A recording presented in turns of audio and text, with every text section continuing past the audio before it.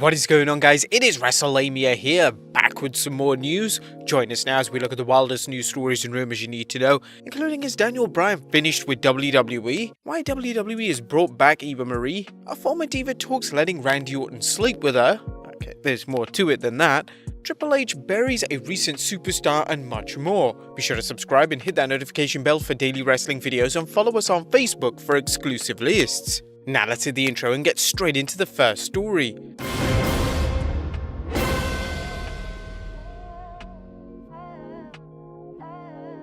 Our first story looks at whether Daniel Bryan is finished with the WWE after his contract has expired. Incredible news to report concerning former SmackDown superstar Daniel Bryan, as it appears that his contract has expired. Like, legit expired.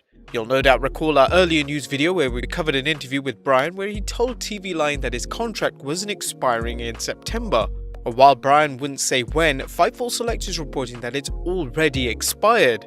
According to the site, Bryan's WWE contract expired the night of his recent Universal Championship bout against Roman Reigns, or shortly thereafter, which means Bryan is a free agent. Now, if you've been keeping up with Bryan's interviews over the last year, you know that he's repeatedly said he either wants to work a part-time schedule or retire, as he wants to spend more time with his family, and the physical toll of wrestling continues to affect him.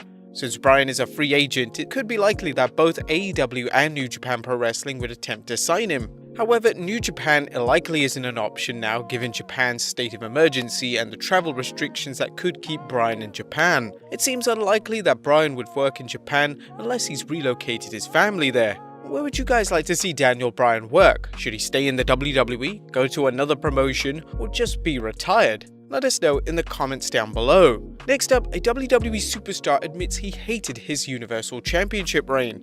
Kevin Owens is a one-time Universal Champion, having held the belt from August 2016 to 2017's Fastlane, but Owens told TalkSport's Alex McCarthy that he didn't enjoy his title reign at all.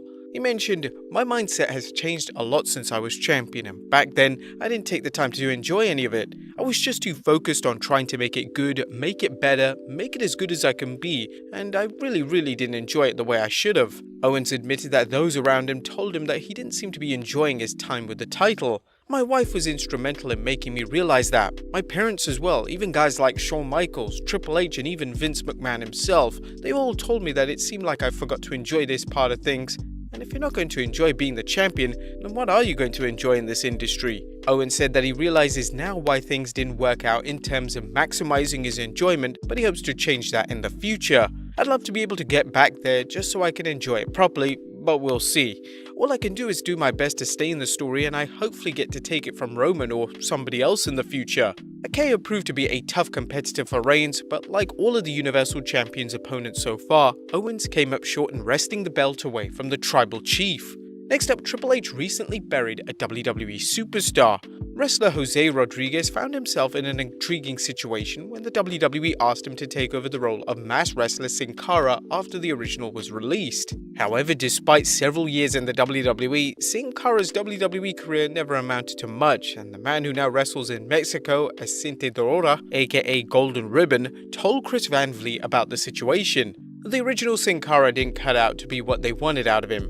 Why not me now? That's the mentality I tried to have. It was tough, man, and I'll tell you why. Imagine having this kid come from Mexico trying to be a big star, especially during the time when Hunter was trying to show the boss Vince McMahon that he could run the company. That was before NXT. Then he hires Big Karma, and then she had to leave the company. I don't know the reasons. And then this is the biggest signing that he had from Mexico. The original Sin Cara comes in, and he doesn't do anything. So in the eyes of Vince, I think it was harder for Hunter to think, oh no, I failed twice. Was Hunter gun-shy about the second Sin Cara failing, hence the lack of any serious push? Well, he elaborated further saying, "The decision of my name, Sin Cara, of what I know, it was made by Vince to give me the name. So I think I never got that support from Hunter because it wasn't his project anymore. If I succeeded, then it would be a bigger failure from him because he was the one who brought this kid over from Mexico to be a star." It's always difficult to pinpoint the reasons for a lack of push. Would you guys agree with Sin Cara's assessment of why he wasn't pushed? Let us know in the comments down below. Next up, why Eva Marie is back in WWE. Eva Marie is back in the WWE, and while she has the universe's attention now, it seems to be because they're furious that the WWE released talented stars such as the Iconics and Mickie James to bring back someone whose strong suit isn't her ring work. However, former writer Vince Russo thinks he knows why the folks in Titanland brought her back. Speaking on Sportskeeda, he reasoned, "I've come on here and I've talked to you many times about the it factor. This girl has the it factor.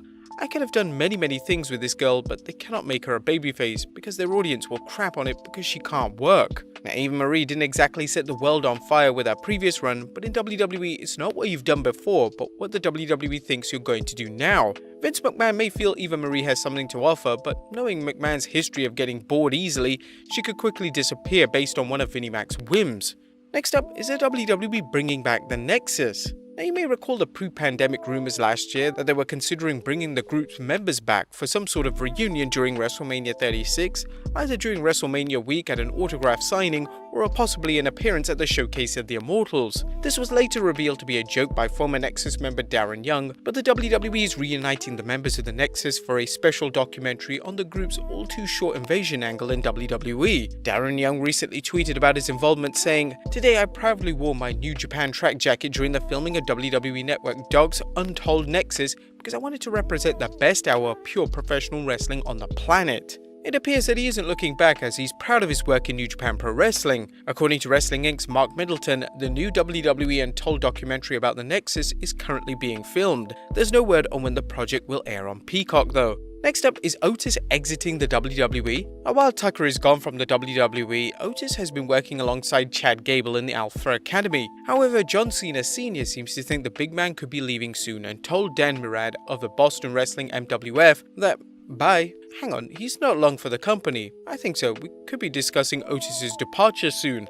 There's little information available on when Otis's WWE contract expires, so take this as a wild rumor. If the WWE continues pushing Otis with Chad Gable, there wouldn't seem to be any reason for him to want to leave unless another promotion throws him a large pile of cash.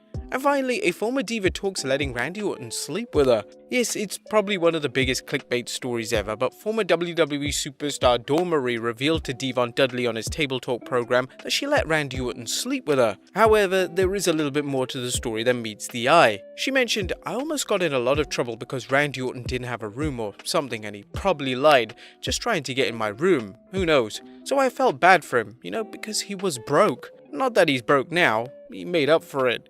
So I was like, Randy, okay fine, you can sleep on the chair in my room."